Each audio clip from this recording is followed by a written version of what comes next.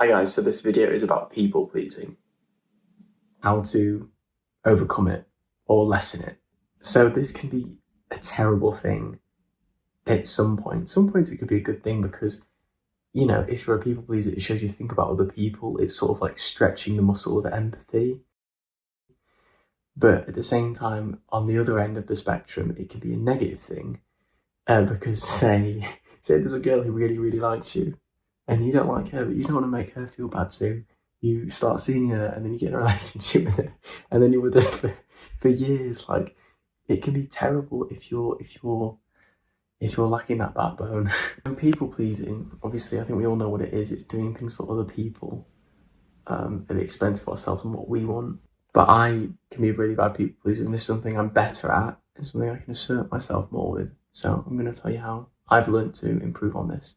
So people pleasing can come from a couple of things. One thing in particular is low self-esteem.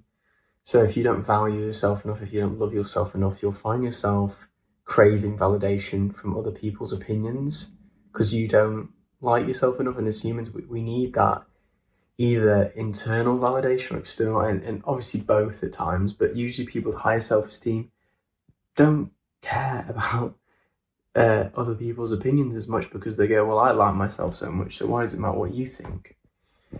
So if you have low self-esteem, you're wanting to get that validation from other people, then in turn, you'll do things for other people more.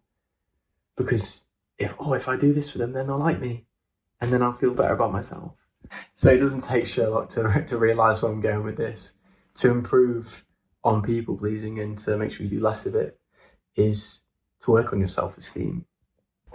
Something I found that helps my self-esteem tremendously is setting goals and working towards them and leveling up the skill of discipline. It improves my self-esteem so much. So if you can set out your goals, where you want to be in 5 years, like career, relationship, the way you look, the way you act, the way you dress, what you eat, your lifestyle, and all these things. And if you can work, day by day, just slowly starting to integrate these habits, you'll start to feel better about yourself and you'll start to value yourself more. You'll start to walk down the street with a straighter back and not care about people's opinions anymore. And when someone asks you to do something you don't want to do, you can say, no, I don't want to do that. You can be a more authentic version of yourself.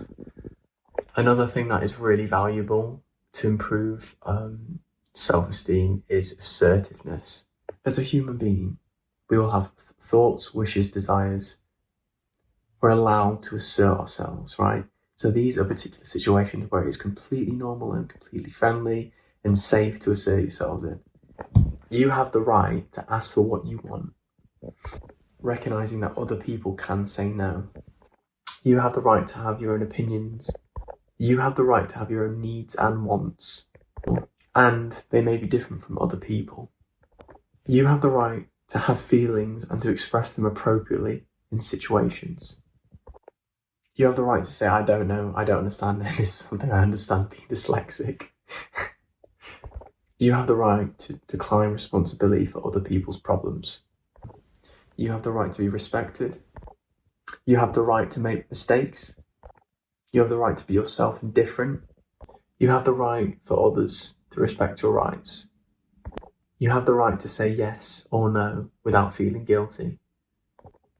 Now what you understand, and I'm sure you knew a lot of those anyway, but emotionally can feel like you can't assert yourself to the degree that logically you think, well, I could do this, but it doesn't feel right. So now we understand anyway what we can assert ourselves with. Now, what we can do is to actually train this muscle. So you can do an exposure hierarchy of things in your life already. That what's the most scary thing that you feel like you couldn't assert yourself with, to the easiest thing. You could do 10 all the way up to 1 all the way up to 10 and work your way up. So like number 1 could be like asking for a bag at a shop, and then number 10 could be saying no to your group of friends who want to go out when you don't quite feel like it. But it's subjective and it's something you've got to figure out, and you've got to just work your way through it. You don't necessarily just have to do this too. This can just be a thing you can practice a little bit each day. Say if you like work in retail or something, it'll be something you practice a little bit each day. maybe even express an extra opinion you wouldn't do, or something. Just a little bit each day will have a big effect down the line. Trust me, because I've done it myself. If you want to go further into detail about raising self-esteem, there's a book called The 6 Pillars of Self-Esteem, which would tremendously help anyone struggling with low self-esteem, as long as they read it and they commit to it and apply it to life. One thing as well, which helped me overcome people pleasing as much, is look at the negative consequences of people pleasing.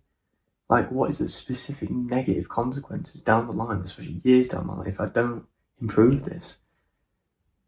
Say there's a girl who really likes you, it's a talking stage, and you've been talking to her for a few weeks now, and you feel like you can't say no. Well, what are the negative consequences if you don't assert yourself and express your truth? Well, I could end up in a relationship with this girl for years who I don't even like. It'll make me depressed. It could raise my anxiety, lower my self-esteem, give me less belief in life. If you can twist it and start to think, what are the negative consequences if I don't do this action? Then it will motivate you more to put your foot down